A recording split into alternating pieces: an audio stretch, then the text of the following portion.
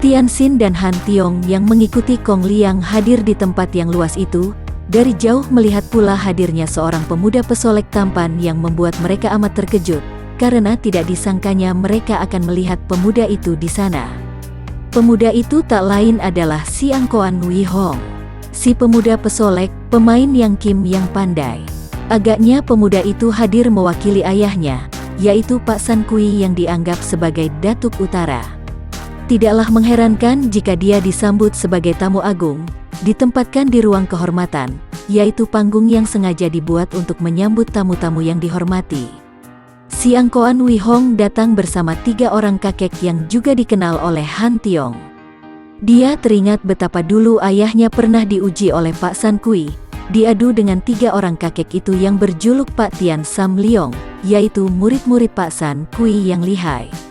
Dan 3 orang pemuda itu pun terkejut ketika melihat hadirnya seorang darah manis yang tidak lain adalah So Qianling, murid dari Si Tianong atau keturunan penghuni padang bangkai yang pernah datang untuk membalas dendam kepada Yap Kun Leong dan Chia Giok Kong itu.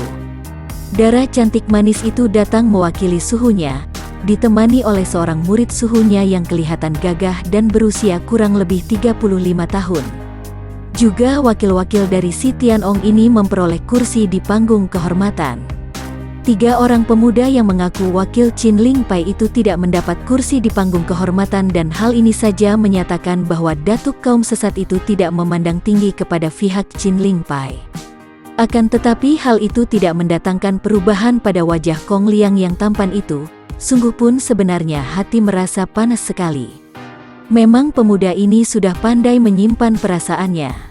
Betapapun juga Han Tiong dan Tianxin yang merasa lega karena dengan mendapat duduk di golongan tamu biasa, mereka tidak harus bertemu muka dengan Si Angkoan Wei Hong dan So Qianling. Semua tokoh Kang Ou melihat-lihat dan merasa heran kenapa seorang di antara 4 datuk, yaitu Lem Xin, Malaikat Selatan, tidak nampak mengirim wakilnya.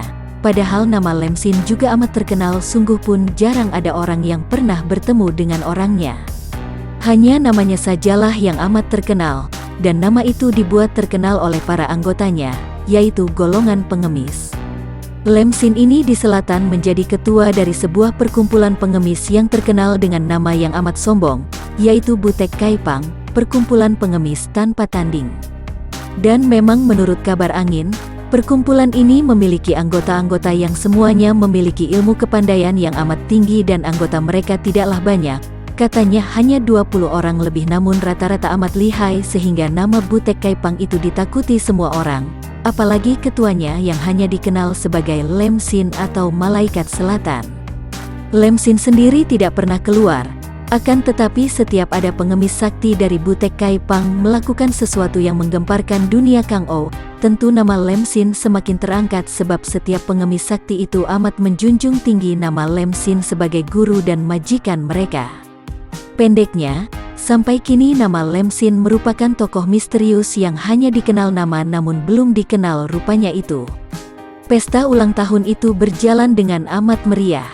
Suguhan-suguhan yang dihidangkan adalah masakan-masakan yang mahal, sedangkan araknya juga arak pilihan. Pendeknya benar-benar merupakan pesta dari seorang yang kaya raya.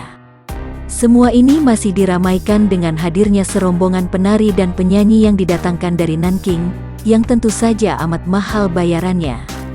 Selagi pesta itu berlangsung meriah, tiba-tiba seorang pembantu pihak tuan rumah yang bertugas sebagai pembawa acara bangkit berdiri di atas panggung, di mana para penari baru saja mengundurkan diri.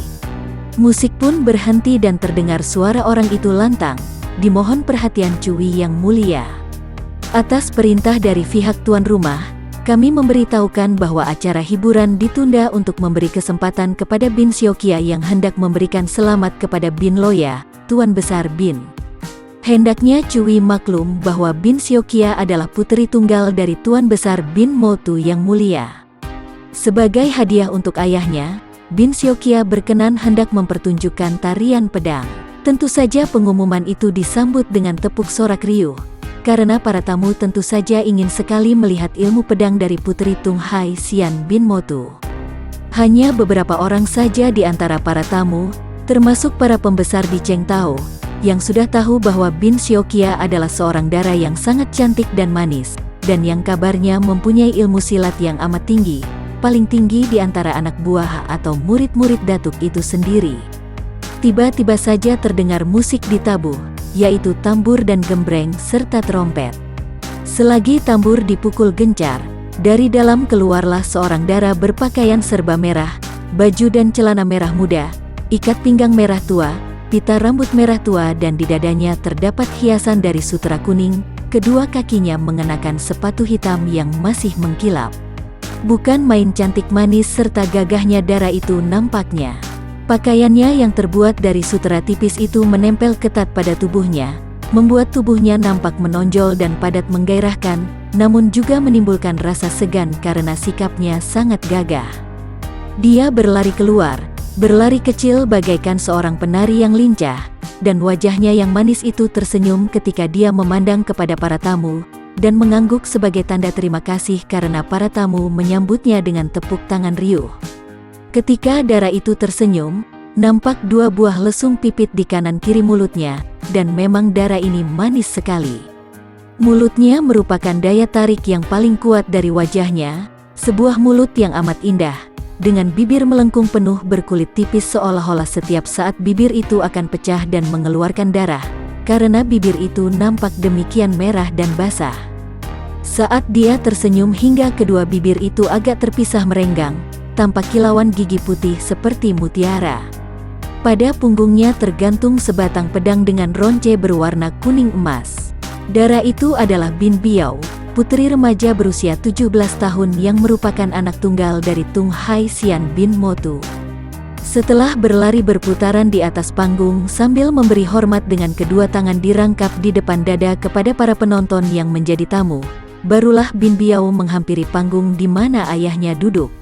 Semua mata kini memandang ke arah tuan rumah. Tung Hai Sian adalah seorang kakek berusia 60 tahun yang berpakaian mewah. Di kanan kirinya duduk dua orang wanita setengah tua yang juga berpakaian mewah. Di sebelah kanan itu adalah istrinya yang pertama, sedangkan di sebelah kirinya adalah istrinya yang kedua atau ibu kandung Bin Biao. Istri pertamanya tidak mempunyai anak dan dia adalah seorang wanita Jepang, tidak seperti ibu Bin Biao yang merupakan wanita Korea, bertubuh tinggi langsing seperti Bin Biao. Tung Hai Sian sendiri bertubuh pendek tegap dan bersikap gagah.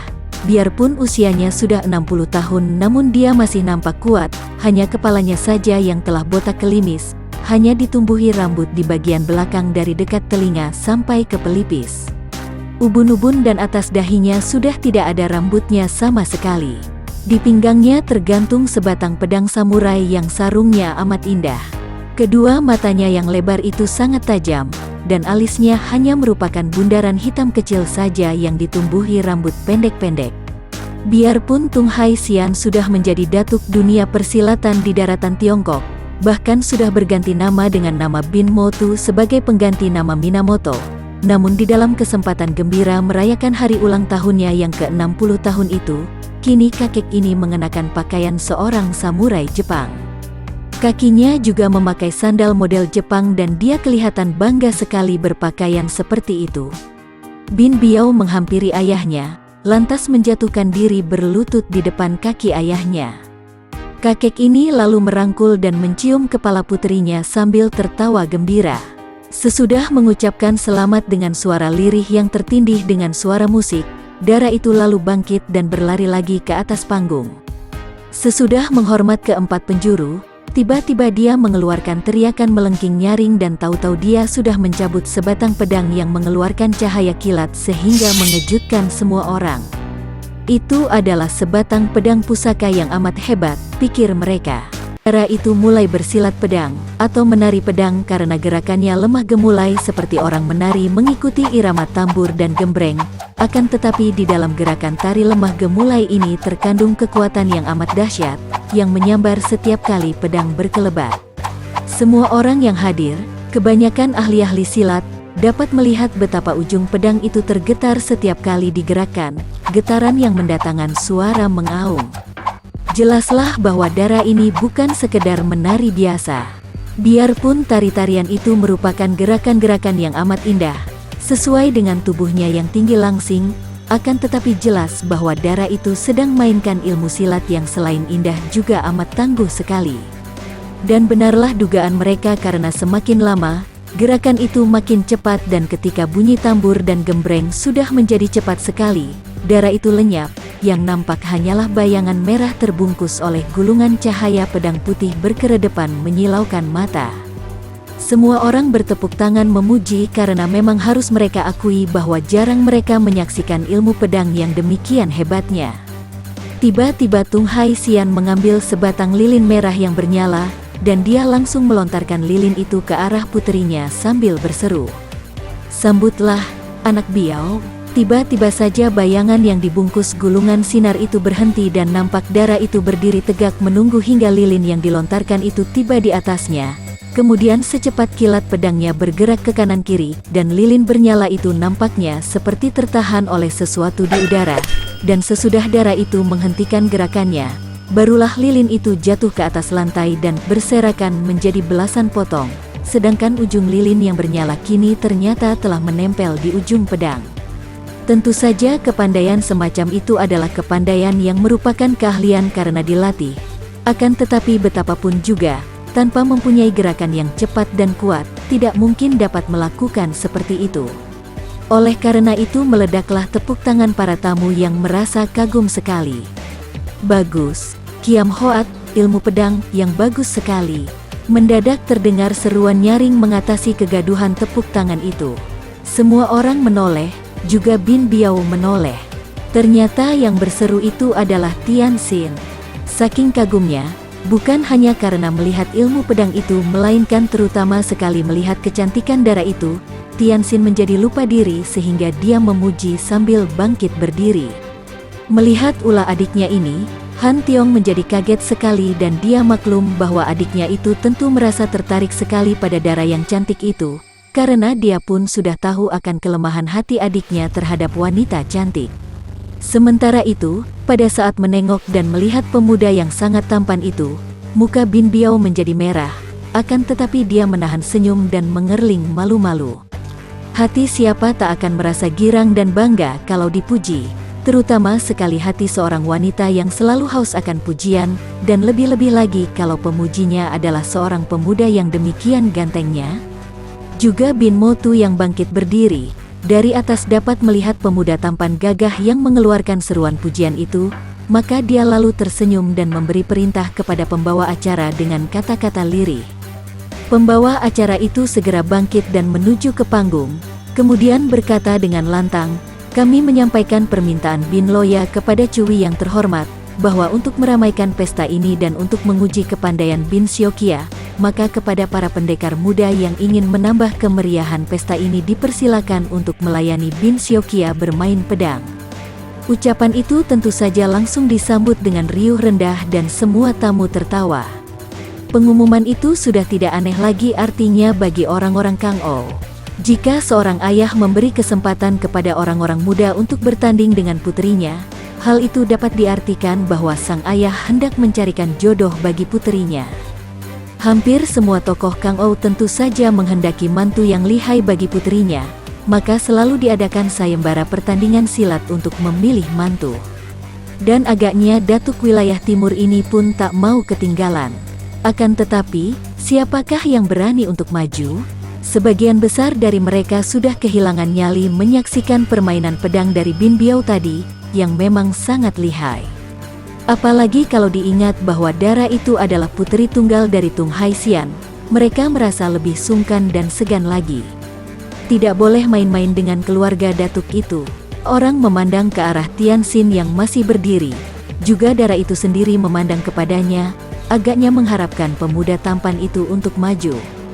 Dan Tian Xin memang sudah merasa gatal tangan dan hatinya untuk maju menandingi nona manis itu. Akan tetapi tiba-tiba dia merasa tangannya disentuh dan ditarik oleh kakaknya dan terdengar bisikan Kong Liang, "Tian Xin, kau duduklah." Tian Xin segera teringat bahwa dia hanya ikut saja dengan pamannya itu, dan dia sama sekali tak diperbolehkan bergerak sebelum mendapat perkenan Chia Kong Liang, maka dia pun lalu duduk kembali. Bin Biao tampak kecewa, akan tetapi tidak demikian dengan Tung Hai Xian. sebab datuk ini tentu saja tidak menghendaki seorang menantu dari golongan rendah, yaitu golongan tamu yang duduk di bawah panggung. Sejak tadi perhatiannya tertuju kepada si angkoan Wei Hong. Pemuda yang baru pertama kali dilihatnya ini tentu saja amat menarik perhatiannya, apalagi setelah memperkenalkan diri sebagai putera Pak San Kui. Pemuda yang cukup gagah dan tampan, terlebih lagi putera Pak San Kui, sungguh akan merupakan pasangan yang cocok bagi puterinya, setingkat, bahkan segolongan. Maka, diam-diam dia mengharapkan pemuda itu untuk maju menandingi putrinya agar dia dapat melihat kelihayan pemuda itu yang sebagai putera Pak San Kui dia yakin tentu berkepandaian tinggi. Ternyata tidak ada orang yang berani sembarangan naik ke panggung untuk menyambut ajakan Tung Hai Sian tadi. Banyak di antara mereka yang merasa jeri untuk menandingi ilmu pedang yang demikian lihainya dari Bin Biao. Akan tetapi sebagian besar di antara mereka itu lebih merasa segan terhadap Tung Hai Sian sendiri. Apalagi mereka yang duduk di bawah panggung, andai kata di antara mereka ada yang merasa kuat melawan Bin Biao sekalipun, agaknya mereka pun masih harus pikir-pikir beberapa kali untuk berani memamerkan kepandaian di hadapan datuk itu, apalagi dalam kesempatan di mana hadir begitu banyak tokoh-tokoh besar dunia persilatan. Pembicara atau pengatur acara tadi sudah menerima bisikan-bisikan dari Tung Hai Sian, maka setelah melihat bahwa di antara para tamu tidak ada yang berani maju, dia segera angkat bicara lagi dengan sikap ramah. Bin Loya sudah memohon kepada Cui untuk meramaikan pesta dan melayani Bin Siokia beberapa jurus. Apakah Cui merasa sungkan? Kami melihat bahwa di sini sudah hadir wakil-wakil dari para tokoh besar. Bahkan ada pula wakil-wakil dari Si Tianong dan dari Pak San Kui Lo Qianwei. Diharap agar Cui yang mewakili kedua Lo Qianwei Sudi memberi petunjuk kepada Bin Siokia. Selain untuk memeriahkan pesta ini juga hitung-hitung untuk memperkekal persahabatan. Demikian pesan Bin Loya. Mendengar ucapan itu, So Qianling sudah bergerak di tempat duduknya. Akan tetapi dia dilarang oleh suhengnya dan sang suheng inilah yang bangkit berdiri.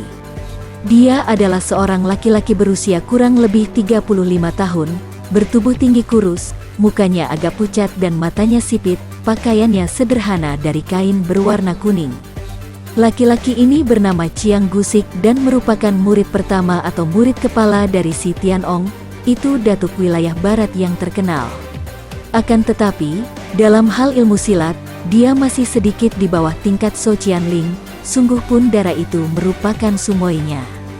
Hal ini adalah karena So Qianling sangat disayang oleh Si Tianong sehingga murid wanita inilah yang menerima ilmu-ilmu simpanan sang datuk.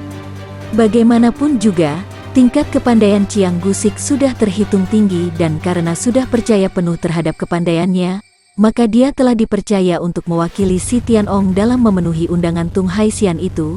Adapun So Qianling hanya ikut suhengnya untuk menambah pengalaman saja. Ketika tadi melihat puteri tuan rumah itu bermain pedang, diam-diam So Qianling juga merasa kagum akan keindahan ilmu pedang itu. Akan tetapi dia merasa bahwa dia akan sanggup menandingi ilmu pedang yang indah itu. Akan tetapi tentu saja dia tidak peduli, karena kedatangannya hanya ikut sang suheng dan hanya ingin menambah pengalaman dengan menjumpai orang-orang pandai dari segala pihak. Akan tetapi, ketika dia melihat seorang pemuda di bawah panggung memuji ilmu pedang itu, dan dia lalu mengenal Tian Xin sebagai pemuda tampan yang amat menarik hatinya pada saat dia dan para pamannya bertemu dengan pemuda itu di puncak Bewi Hoasan, diam-diam hatinya merasa cemburu dan panas. Inilah sebabnya maka dia berniat untuk menandingi Bin Biao, bukan hanya untuk mengalahkan darah itu, akan tetapi terutama sekali untuk memperlihatkan kepada Tian Xin bahwa dia tidak kalah oleh darah puteri tuan rumah. Akan tetapi suhengnya melarangnya karena suheng ini maklum bahwa yang dikehendaki oleh tuan rumah adalah majunya tamu-tamu pria. Dia sendiri bukanlah seorang pria yang suka kepada wanita sehingga sampai kini berusia 35 tahun dia masih belum menikah. Dia tidak merasa tertarik kepada Bin Biao. Akan tetapi pemuda ini sangat menjunjung tinggi nama gurunya. Oleh karena itu, pada saat nama gurunya disebut-sebut dia merasa penasaran juga. Kalau dia tidak maju, tentu orang-orang di situ akan mengira bahwa wakil dari Si Tianong takut untuk menghadapi putri tuan rumah dan hal itu berarti gurunya akan dipandang rendah. Begitu Chiang Gusik bangkit berdiri dan tubuhnya yang tinggi kurus itu melangkah maju ke depan, semua tamu segera memandang dengan mata terbelalak dan hati tegang, juga gembira karena ternyata ajakan atau tantangan itu kini diterima seorang tamu yang duduk di bagian kehormatan. Bin Biao juga sudah memandang kepada pria itu dan alisnya sedikit berkerut. Dia telah bermufakat dengan ayahnya untuk memilih calon jodoh, dan melihat pria yang maju ini, jelas bahwa dia tidak akan sudi berjodoh dengan orang ini. Sungguh pun dia tahu dan sudah diperkenalkan tadi bahwa pria ini adalah murid kepala dari si Tianong. Chiang Gusik segera maklum bahwa majunya itu telah diikuti oleh pandang mata semua tokoh Kang Ou yang hadir, dan bahwa majunya itu bukanlah suatu hal yang boleh dibuat main-main karena dia mewakili gurunya. Maka dia cepat memberi hormat ke arah tempat duduk Tung Hai Sian, kemudian dia menjura ke 4 penjuru, dan barulah dia berbicara, ditujukan kepada para tamu, Cui yang mulia. Sesungguhnya saya tidak akan berani lancang maju ke panggung ini untuk memamerkan kepandaian. Akan tetapi karena tadi wakil dari Bin Lo Qianwei sudah menyebutkan nama guru kami, yaitu si Tianong, maka sebagai wakil beliau dan murid kepala, terpaksa saya maju untuk atas nama suhu membantu memeriahkan pesta ini. Sesudah berkata demikian, dia lalu membalikkan tubuh menghadapi Bin Biao, menjura dan berkata, "Maafkan saya yang lancang berani memajukan diri untuk melayanimu, Nona." Aku malah gembira sekali bahwa murid utama dari si Tianong Lo Qianwei mau maju dan memberi petunjuk kepadaku yang bodoh, Bin Biao berkata dengan gayanya yang lincah. Sementara itu, pembicara yang mewakili Tung Hai Sian sudah memperoleh bisikan pula dari majikannya, dan dia pun berkata dengan lantang, "Permainan silat bersama diadakan selama 50 jurus saja. Kalau selama 50 jurus tidak ada pihak yang kalah, berarti bahwa kedua pihak sama kuatnya dan mempunyai tingkat yang sama." Demikianlah keputusan dari Bin Lo ya. Bin Biao tersenyum manis, lalu menggerakkan pedangnya di depan dada dan berkata, "Silakan Chiang Sichu memilih senjata."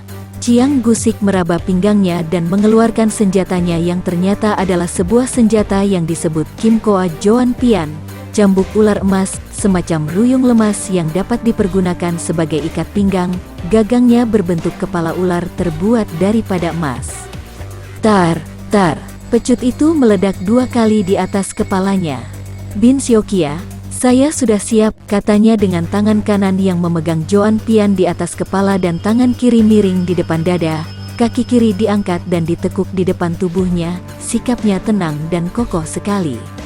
Bin Biao tersenyum, lalu membentak, "Lihat serangan!" Pedangnya sudah meluncur dengan cepat membentuk sinar kilat menuju ke dada lawan. Tar! Joan Pian itu berubah menjadi lurus kaku dan menangkis pedang, kemudian meluncur ke samping. Pada saat itu, pedang yang tertangkis sudah menerjang lagi, dan pecut itu dari samping langsung menyambar ke arah pundak serta sambungan siku yang memegang pedang, melakukan totokan untuk mendahului gerakan pedang. Bin Biao terpaksa mengelak dan dengan sendirinya tusukannya pun batal, dan diam-diam dia tahu bahwa lawannya ini amat tenang dan amat lihai. Maka dia berlaku hati-hati dan segera memutar pedangnya sedemikian rupa, sehingga tubuhnya diselimuti gulungan sinar pedang yang berkilauan. Melihat ini, murid si Tianong itu pun cepat memutar Joan Pian di tangannya, sehingga nampak sinar keemasan bergulung-gulung. Joan Pian itu memang gagangnya terbuat dari emas murni, sedangkan Joan Piannya sendiri terbuat daripada baja diselaput emas, maka sinarnya menjadi keemasan. Kini tampaklah pemandangan yang amat indah menyilaukan mata ketika 2 gulungan sinar yang putih berkilauan dan keemasan saling sambar dan saling desak. Bagi mata orang yang kurang tinggi kepandaiannya, tentu sukar untuk dapat mengikuti gerakan kedua orang itu. Gerakan mereka amat cepat dan kuat, dan keduanya mengadu kepandaian dengan mengerahkan tenaga, dan keduanya berusaha untuk menang karena bagi mereka pertandingan itu merupakan adu kepandaian untuk mempertahankan nama guru mereka masing-masing.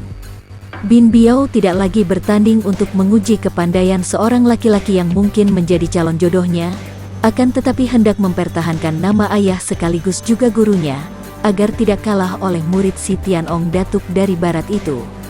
Sebaliknya Chiang Gusik sama sekali bukan melawan darah itu karena tertarik kepadanya, melainkan juga hendak memperlihatkan bahwa si Tianong tidak kalah dari Tung Hai Xian. Jadi pertandingan itu mewakili Datuk Barat dan Datuk Timur, masing-masing tak mau kalah.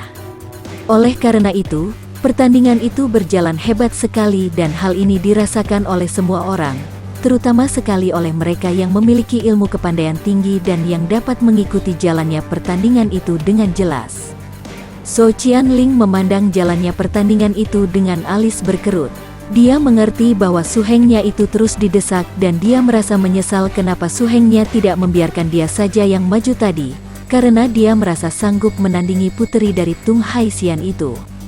Biarpun suhengnya cukup lihai dengan Joan Piannya, akan tetapi jika dibandingkan dengan lawan, maka dia itu kalah senjata, dalam arti kata senjatanya kalah ampuh, sehingga keunggulan senjata itu sudah membuat lawan dapat lebih menindih dan mendesaknya.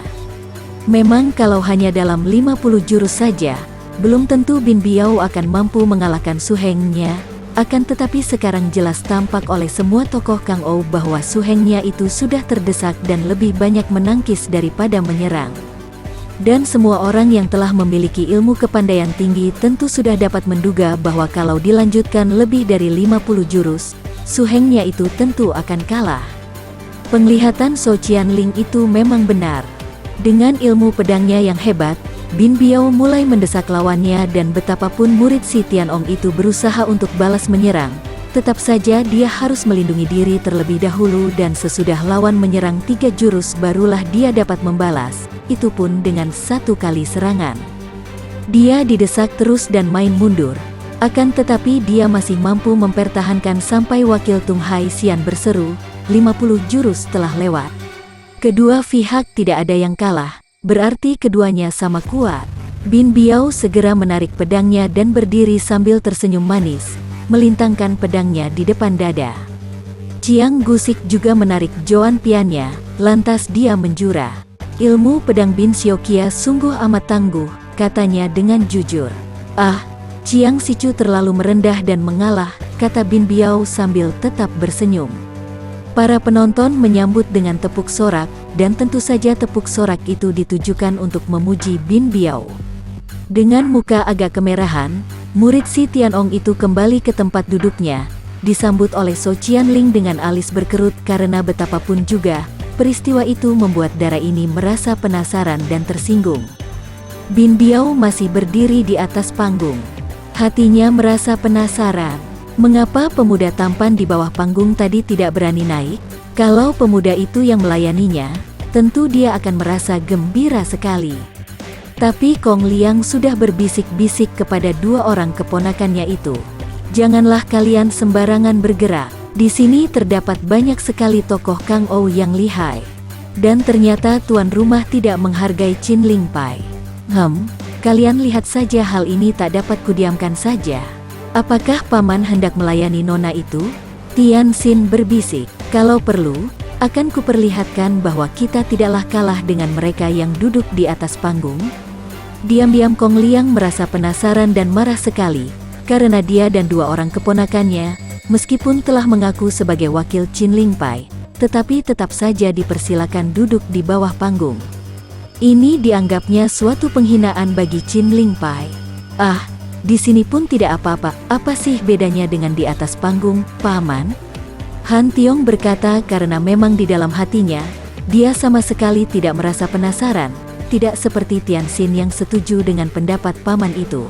Bagi kita pribadi memang tidak ada bedanya, akan tetapi kita sedang membawa nama Chin Ling Pai, dan kalau orang tidak menghormati Chin Ling Pai, maka aku tidak bisa tinggal diam saja.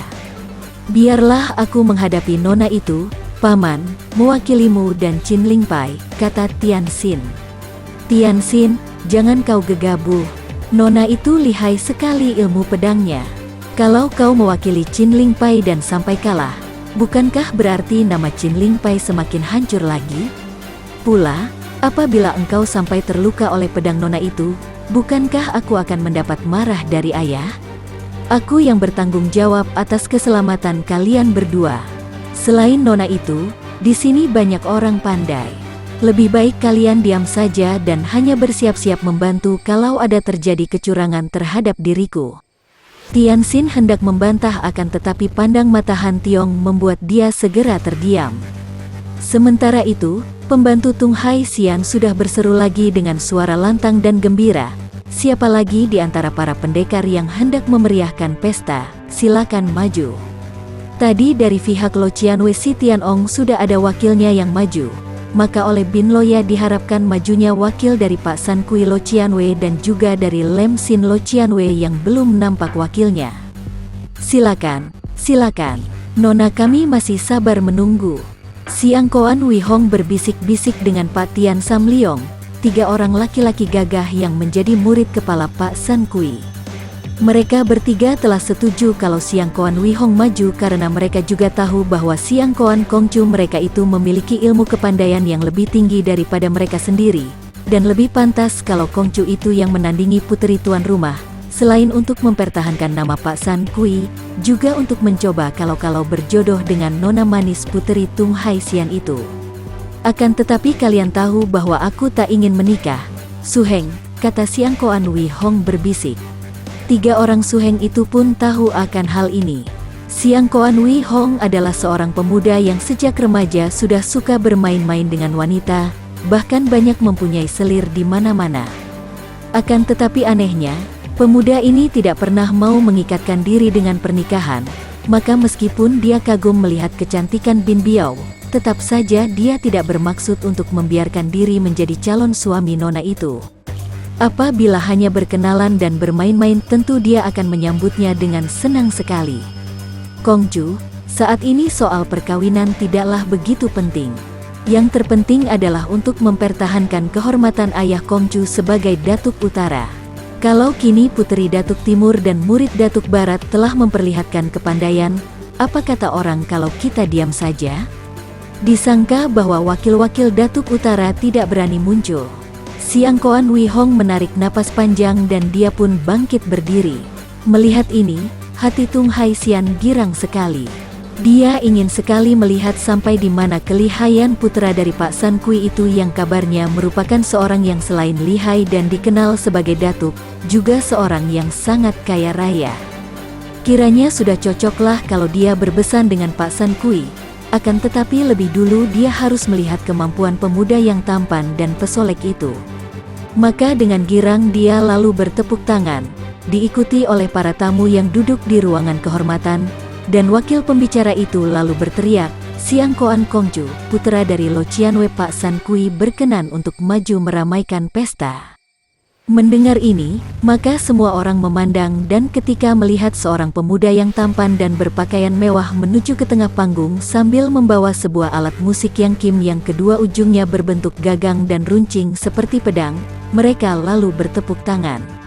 Akan tetapi Siang Koan Wei Hong menghampiri tempat duduk Tung Hai Xian, lalu menjura dengan hormat. Paman Tung Hai Xian, dia berkata dengan sikap ramah dan dia sengaja menyebut paman agar lebih akrab. Saya mewakili ayah, Pak San Kui Siang Koan Tiang, untuk menyampaikan selamat kepada paman dan semoga paman diberi berkah panjang umur. Sekarang, karena diundang untuk memeriahkan pesta, terpaksa saya berlancang tangan untuk turut memperlihatkan kebodohan. Akan tetapi tentu paman tahu bahwa di antara kita terdapat ikatan persahabatan, oleh karena itu saya tidak setuju bila main-main ini dianggap sebagai pertandingan. Maka biarlah saya menemani saja putri paman untuk sekedar meramaikan pesta.